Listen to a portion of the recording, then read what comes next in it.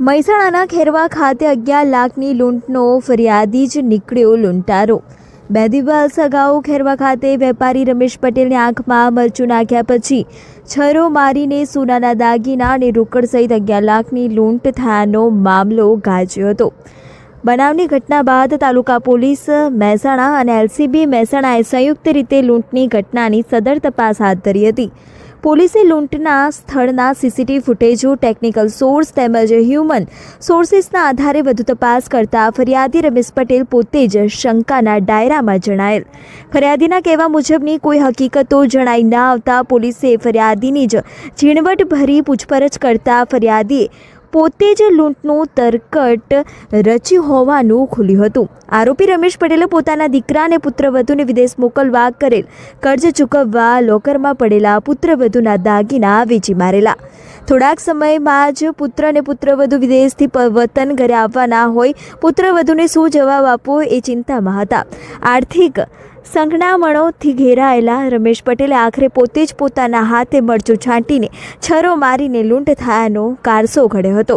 તાલુકા Mehsana police અને એલસીબીની સંયુક્ત ટીમે બનાવીને ગણતરીના કલાકોમાં આજે સમગ્ર બનાવટી લૂંટનો ભેદ ઉકેલી દીધો। આશિષ પટેલ, મહેસાણા। તરકટ કેવી રીતે રચવામાં આવ્યું અને આ તરકટ રચવાનું કારણ શું છે? મહેસાણાના તાલુકા પોલીસ સ્ટેશન વિસ્તારમાં આવતા ખેરવા ગામમાં તારીખ 13/7ના રોજ એક બનાવ બનેલો હતો, જેમાં રમેશભાઈ પટેલ નામના વ્યક્તિએ પોતે મહેસાણા ક્રેડિટ સોસાયટી એમના જે ગામની અંદર જે ઓફિસ છે એની અંદરથી પોતે લોકરમાંથી દાગીના અને રોકડ રકમ લઈ અને બહાર નીકળતા તેઓને રસ્તાની અંદર રોકી અને 2 અજાણ્યા ઈસમોએ બાઇક ઉપર આવી અને તેઓને હાથના ભાગે છરી મારી અને આંખમાં મરચું ભભરાવી તેમની પાસેથી આ દાગીના અને રોકડ લૂંટીને લઈ ગયેલા હોવાની પોલીસ સમક્ષ પોતાની રજૂઆત આપેલી હતી। જે બાબતે પોલીસે જેના રેલેવન્ટ સેક્શન્સ છે એના હેઠળ ગુનો દાખલ કરેલો હતો અને અમારી જિલ્લા એલસીબીની ટીમ અને મહેસાણા તાલુકા પોલીસ સ્ટેશનની ટીમ પોતે પીઆઈની અધ્યક્ષતાની અંદર અનેક એંગલ ઉપર આની અંદર તપાસ કરી રહેલી હતી, જેમાં સૌથી પહેલાં સીસીટીવી ફૂટેજીસની તપાસ કરવામાં આવેલી હતી।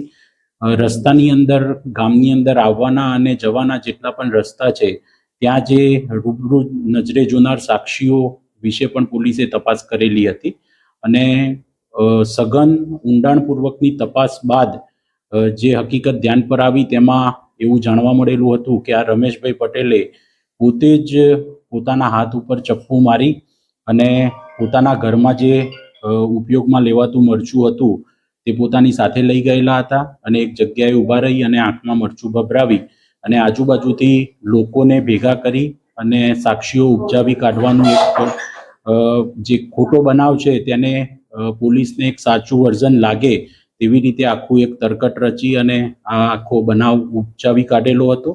પોલીસે આ બાબતે ડિટેલમાં જ્યારે ઇન્વેસ્ટિગેશન કર્યું ત્યારે ઘણી બધી બાબતો એવી હતી કે જે ડે 1થી એમની જે રજૂઆત હતી ત્યારથી જ પોલીસને શંકાસ્પદ લાગેલી હતી।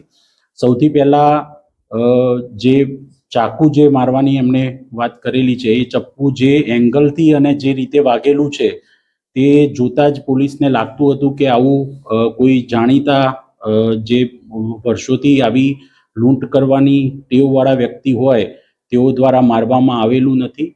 બીજું જે આમાં ચપ્પુ યુઝ થયેલું છે એ પણ ઘરમાં શાકભાજીને કાપવા માટેનું ચપ્પુ હોય છે, જે પ્રોફેશનલ જે લૂંટ કરનારા છે એ લોકો આવું ચપ્પુ યુઝ કરતા નથી હોતા।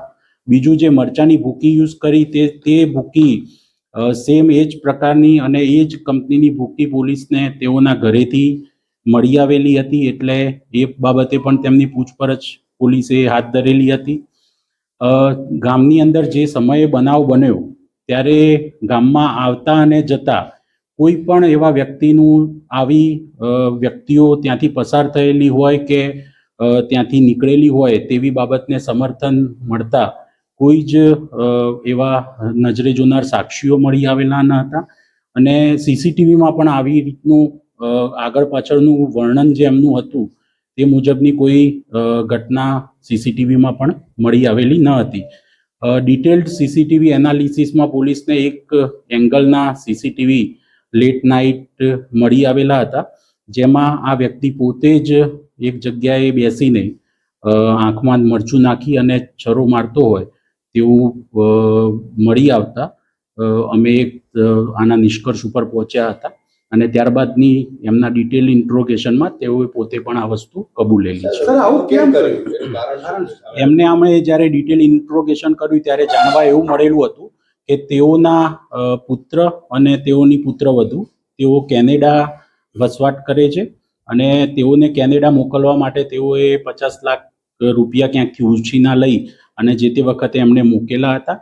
તેઓ લાટીનો ધંધો કરતા હતા અને તેમાં તેમને નુકસાન ગયેલું હતું, એટલે તેઓએ નુકસાન ભરપાઈ કરવા માટે થઈ અને તેઓની જે પુત્રવધુ છે તેના દાગીના બારોબાર વેચી કાઢેલા હતા અને એ નુકસાન ભરપાઈ કરેલું હતું. હવે ટૂંક સમયની અંદર થોડા દિવસો પછી એમના પુત્ર અને પુત્રવધુ કેનેડાથી પાછા ફરીથી ગામમાં આવવાના હતા અને તેઓને ડર હતો કે જ્યારે પુત્રવધુ પોતાના દાગીના માંગશે અથવા તો જોવા જશે ત્યારે આ દાગીના મળી આવશે નહીં તો તેઓ શું જવાબ આપશે. તો આ બાબતને ધ્યાનમાં રાખી અને તેઓ એક લૂંટનું તરકટ રચ્યું હોવાની અત્યારે તપાસ ધ્યાન પર છે. વ્યક્તિ છે જેને પોલીસને ગેરમાર્ગે દોરી છે, આખું લૂંટનું બનાવ ઉપજાવી કાઢ્યો છે, હવે એની સામે શું કાર્યવાહી? બિલકુલ, જે ખોટો ગુનો દાખલ થયો છે, કોઈ પણ ઇન્વેસ્ટિગેશન જ્યારે પોલીસ કરતી હોય ત્યારે એક એફઆઈઆરના આધારે આપણે ઇન્વેસ્ટિગેશન શરૂ કરતા હોઈએ છીએ, પણ એફઆઈઆરમાં ક્યારેય પણ આપેલા તથ્ય છે એ ચાર્જશીટમાં એ જ તથ્ય હોય એવું જરૂરી નથી. અનેક આપણે કિસ્સાઓ જોઈએ છે કે જેની અંદર જે ફરિયાદી હોય એ જ આરોપી તરીકે પ્રસ્થાપિત થતા હોય છે અને આ કેસમાં પણ સિમિલર એ જ રીતે અમે ફરિયાદીને જ પોતે આરોપી છે તેવી રીતે બતાવી અને બી સમરી વિથ પ્રોસિક્યુશનનો રિપોર્ટ આગળ કરીશું. સાહેબ, આ શખ્સ દ્વારા બેંકની અંદર જવામાં આવ્યું કોઈ દાગીના લેવડ દેવડ કરવામાં આવી હતી? હા, આમાં સુધી મારી દીકરો તેની બહુ છે એના દાગીના આજથી લગભગ 4 વર્ષ પહેલાં મેં વેચી નાખ્યા હતા અને હવે કેનેડાથી હમણાં 2-3 મહિનામાં આવવાની છે. હવે અહીં આવે અને મારે તો હું શું કહું, કઈ મોઢે બતાવું? મારેથી મોટી ભૂલ થઈ ગઈ. એને પૂછ્યા વગર મેં દાગીના બિચારી વેચી નાખ્યા અને હવે તો હું કઈ રીતે એને બતાવું? એટલે મારા પાસે બીજો કોઈ ઉપાય જ નતો. એમને પણ આપનો જીવ પણ જઈ શકતો હતો. મારો જીવ એમ સાહેબ કે થોડુંક એમ મને થોડીક મારીશ ધોઈ નીકળશે, પણ આનું થોડીક વધારે વાગી ગઈ.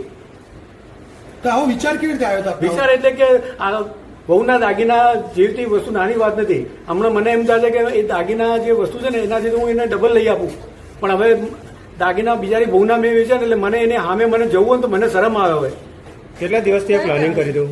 પ્લાનિંગ તો કર્યું હતું આ લગભગ 1 મહિનાથી. મને એમ થતું કે બહુ આવે છે તો હું કયા મોઢે એને બતાવીશ? દાગીના તો મેં આખા 4 વર્ષ પહેલા વેચી નાખ્યા છે, હવે બિચારી આવે છે તો એને હું કયા મોઢે બતાવીશ? એ માગશે તો.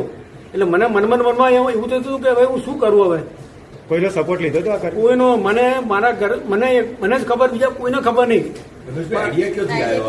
આઈડિયા એટલે આ સાહેબ મારી ઉના દાગીના કે નાની સુની વાત ના કહેવાય, બરોબર? હમણાં બીજું હોય તો હું કઈ ના કરું. મારા પૈસા કદાચ થોડા ઘણા ક્યાંક પડી ગયા હોય, ખાઈ ગયા હોય તો મને કઈ ના થાય, પણ બહુના દાગીના હતા.